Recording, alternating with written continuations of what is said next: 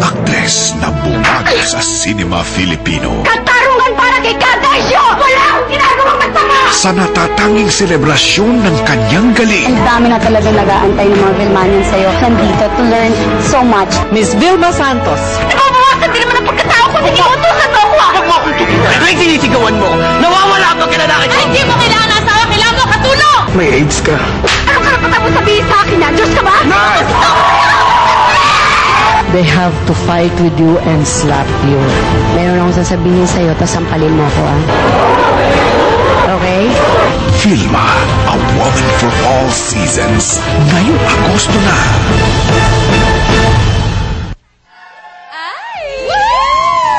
Welcome back to Awesome 09! Ang haba pero bago ho ang lahat. Siyempre gusto naming bagian ang aming nanay sa Star Magic, Tito Mariol. Happy birthday! At of course, happy birthday din kay Eric John Salud! Happy birthday! Guys, sandali lang. May tanong ako sa inyo. Ano yun?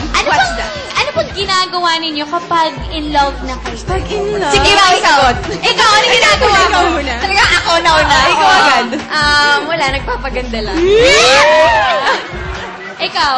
Ako napapakain na madami. Ayan na. So in love ka. So in love ka na. Nako. Ay, ikaw siya, Ina. Ako laging nakasmile. So in love ka din. In love ka din. Ako nakasmile ako ngayon. Si Anne. Si Anne, Ako gusto ko lagi kong kasama yung love ko. Puma-project lagi. Oo, ganun.